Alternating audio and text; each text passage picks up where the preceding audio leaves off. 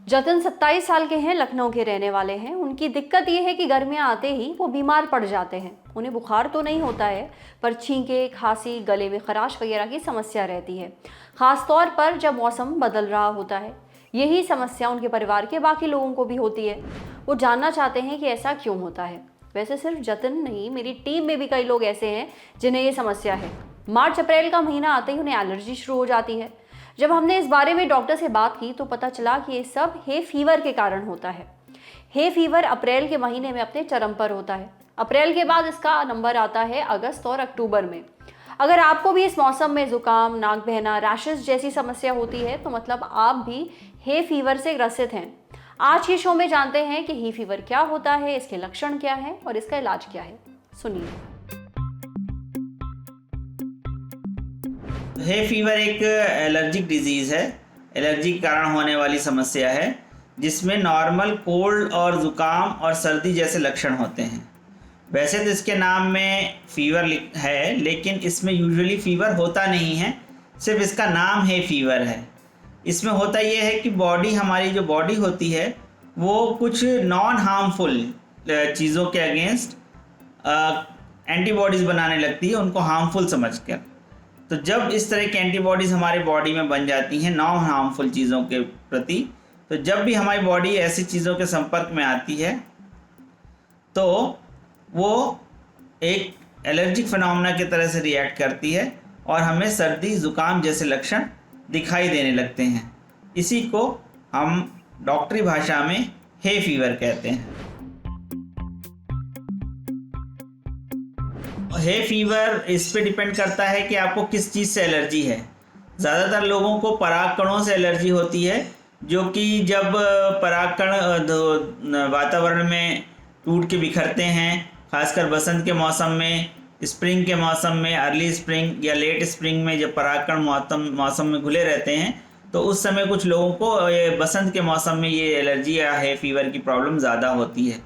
कुछ लोगों को जिनको कि पेट जानवर जैसे कुत्ते, बिल्ली के बाल या रोए से एलर्जी होती है, उनको ये एलर्जी साल के किसी समय भी हो सकती है। बहुत सारे लोगों को जैसे कॉकरोच है, टिक्स हैं, माइट्स हैं, या जो छोटे छोटे इंसेक्ट्स हैं उनके जो मल होता है उससे एलर्जी होती है, तो उनको भी ये हे फीवर साल के किसी भी समय हो सकता है, ऐसा देखा जाता है।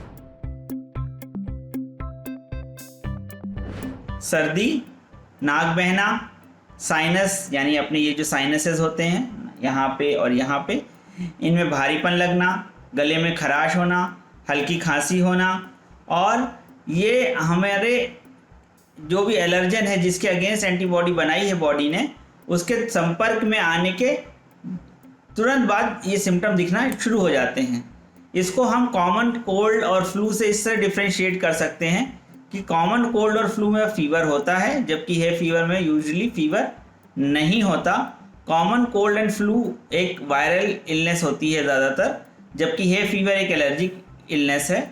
और कॉमन कोल्ड एंड फ्लू में बदन दर्द होता है, जबकि हे फीवर में बदन दर्द यूजुअली नहीं पाया जाता है। तो इस तरह से हम डिफ्रेंशिएट कर सकते हैं। दूसरा, कॉमन कोल्ड और फ्लू जो है वो किसी संक्रमित व्यक्ति के संपर्क में आने के 5 से 7 दिन बाद होता है, जबकि हे फीवर जिस एलर्जन से आपको एलर्जी है उसके संपर्क में आने के तुरंत बाद ही उसके सिम्टम दिखने शुरू हो जाते हैं। तो इस तरह से हम डिफ्रेंशिएट कर सकते हैं कि किसी व्यक्ति को हे फीवर है या कॉमन कोल्ड और फ्लू है। तो हे फीवर जो है वो कोई लाइफ थ्रेटनिंग इलनेस नहीं है, मतलब इससे जीवन को, जान को कोई खतरा नहीं होता, लेकिन ये लाइफ की जो क्वालिटी होती है उसको अफेक्ट करता है। मतलब आपका काम में मन नहीं लगेगा, आपको एक गले में खराश जैसी फील होगी, सर में भारी भारीपन लगेगा, नाक बहती रहेगी। तो ये सारी चीज़ें मिलके जो क्वालिटी ऑफ लाइफ है उसको कम कर देते हैं और इंसान की प्रोडक्टिविटी कम कर देते हैं। इस तरह से हे फीवर जो है वो लाइफ की क्वालिटी को अफेक्ट करने वाली डिजीज़ है, जिसका कोई लाइफ थ्रेटनिंग कॉम्प्लिकेशन या रिस्क नहीं होता है। सबसे पहला तो यही काम करना है कि जिस चीज़ से आपको एलर्जी है आप उससे दूर रहें, उसके संपर्क में आने से बचें। कोई ऐसी चीज़ जिससे आपको एलर्जी हो उसके संपर्क में आप आएंगे तो आपको इस तरह के सिम्टम्स होंगे, तो उनसे बचना ही सबसे अच्छा उपाय है या प्रिवेंशन है। दूसरी बात, अगर आपको हे फीवर के सिम्टम्स आ ही जाएं, आपको एलर्जिक फिनोमेना शुरू ही हो जाए, तो डॉक्टर्स आपको कुछ एंटी एलर्जिक ट्रीटमेंट प्रेस्क्राइब करते हैं जिससे आपके हे फीवर में आपको आराम मिल जाता है। तीसरी बात यह है कि आप कुछ लोगों को जिनको किसी विशेष मौसम में हे फीवर हो के सिम्टम्स आते हैं, तो कुछ दवाइयाँ ऐसी होती हैं जो डॉक्टर्स प्रेस्क्राइब करते हैं जो कि उस सीज़न को स्टार्ट होने के पहले से लेना शुरू कर देना पड़ता है।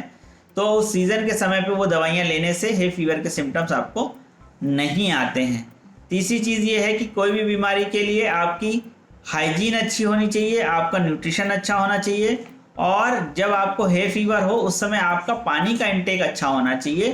पानी का इंटेक बढ़ा दें, उस समय ज़्यादा मात्रा में पानी पिएं, हाइजीन ज़्यादा मेंटेन करें, लोगों के ज़्यादा संपर्क में आने से बचें।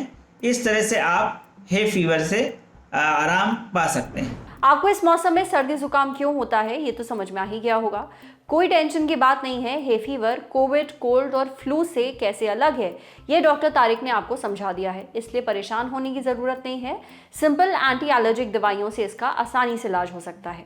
अब बढ़ते हैं सेहत के अगले सेगमेंट की तरफ, तन की बात। जानिए किसी इंसान की आईक्यू कैसे तय होती है। आईक्यू, ये शब्द सुनते ही दिमाग में क्या आता है? यही कि जिसकी आईक्यू ज्यादा है वो बहुत इंटेलिजेंट होगा, जैसे अल्बर्ट आइंस्टाइन।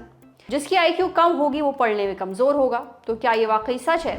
सबसे पहले पता करते हैं कि आईक्यू है क्या भला। आईक्यू का मतलब होता है इंटेलिजेंस कोशेंट, यानी किसी इंसान के तर्क कर पाने की क्षमता। किसी भी दी गई जानकारी या फिर लॉजिक की मदद से वो सवालों के जवाब कितनी अच्छी तरह से दे पाता है या अनुमान कर पाता है। आपकी आईक्यू कितनी है ये एक टेस्ट से पता चलता है। ये टेस्ट आपकी शॉर्ट टर्म मेमोरी और लॉन्ग टर्म मेमोरी को टेस्ट करता है। शॉर्ट टर्म यानी जैसे आपको कल किसी को फ़ोन करना है, आपने ये याद कर लिया, या फिर किसी टेस्ट के लिए कुछ पढ़ा और वो याद कर लिया।